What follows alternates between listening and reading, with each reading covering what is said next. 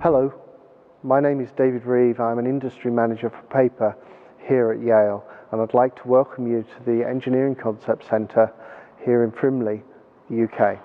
This truck is enhanced with a number of features that enable us to provide a full operational truck in the paper and recycling industries. As part of our industry development in the paper industry, we held a number of meetings with various different companies here in the UK and across Europe to learn about what the paper industry and the recycling industry needed from us here at Yale. Paper debris is a common theme both in paper manufacture and recycling, and it's made up of dust, it's made up of big sheets, it could be made up of any packaging material. Now once that is combined with water, rain, it becomes a horrible glutinous mass which actually will stick to any surface, including a forklift truck. All this glutinous mass increases the risk of fire on site, and our main solution was to provide a truck that was not a potential heat source. So what have we done with this truck?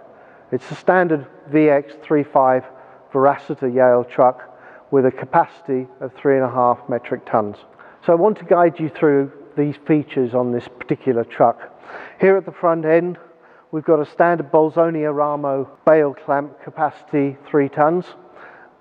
Going backwards on the truck, we actually have a rubber cover mount over the front drive axle. This is again to provide debris protection. We also have a dampener on the mast, hydraulic dampener, which allows us to run this truck on very uneven ground with a full load. Low air intakes to protect paper getting into the truck.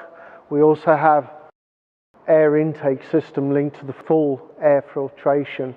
This is to provide fresh air to the engine away from as much dirt and dust as we can possibly do. You can see the high air intake coming down the frame into the tube, into the filtration box, which then feeds the engine. You do not want the engine to be starved of air. It has to be clean air. This is where the turbo of the engine is, and it's probably the hottest part of the engine.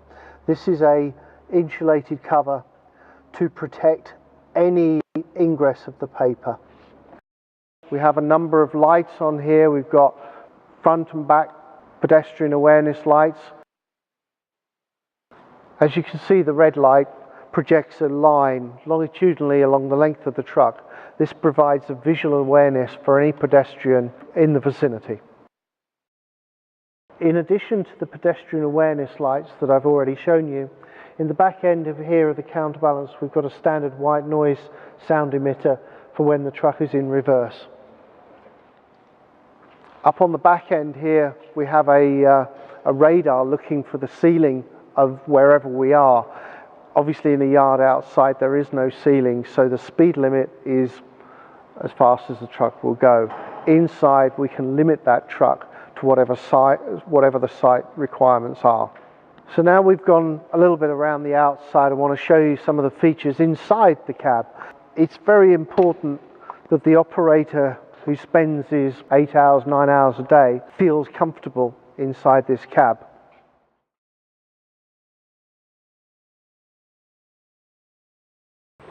So now we're sitting in the cab, and as you can see it's a pretty comfortable environment. We've got a fully adjustable seat, both for rake and fore and aft. Fully interlocked seat belt, so that the operator has to wear it when the truck is operating. Also got a fully adjustable steering wheel. We also have a compressor to give us a full suspension seat. Gives me a good comfortable environment to work in. Mounted on the universal mount we have a phone holder. It could easily be a barcode reader or another accessory. To power these accessories we have a 12-volt USB power source. Still in the cab, again for operator comfort, we have a full DAB radio connectivity to Bluetooth, and actually another USB port. In the cab again, we have the Yale Vision Telematics wireless asset management technology, which can help further increase a business level of efficiency and productivity and return on investment by facilitating the monitoring and recording and the reporting of the truck activities. One of the other features of the cabin that I wanted to draw your attention to is the fitment of this noise reduction matting. Another feature of this truck is underneath here. We have a physical barrier, complete belly pan underneath the truck, unlike the other standard trucks that are completely open. This stops any debris coming up into the truck. I want to draw your attention to the rear steering axles here. Some of you have noticed this cover. It's actually a ballistic nylon Kevlar, and what it's to do is to stop the bale wire actually penetrating and allowing grease, dirt, rubbish onto the cylinder. Looking through the counterbalance, you can see the exhaust system, and at the low extremity we've got an insulated blanket. Again, it's to stop the glutinous mass sticking to hot exhaust. Whilst we're round the back here of the counterbalance, I wanted to give you a demonstration of how a truck is normally cleaned, whether it's at a paper mill or a recycling yard.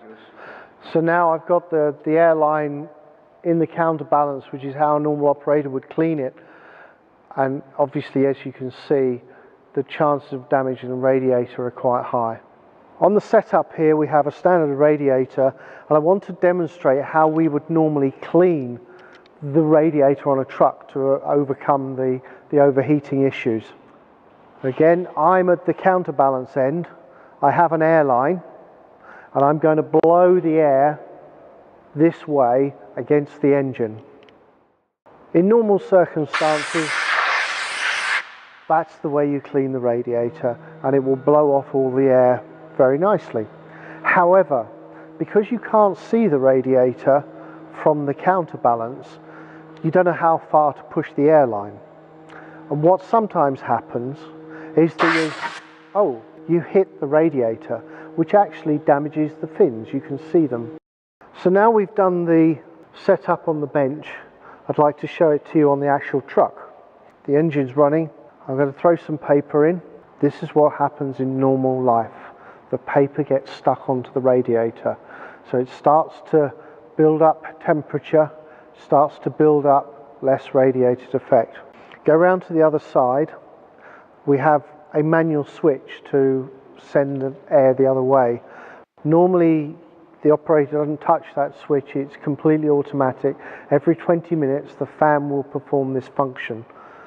So when I press this switch, the angle of the vanes of the fan will actually change to give the effect of airflow from blowing onto the radiator to actually blowing 180 degrees the other way. So by understanding the needs of the customer, not only have we ended up with a self-cleaning truck, but we've ended up with an array of solutions that will give the paper and the recycling industry peace of mind.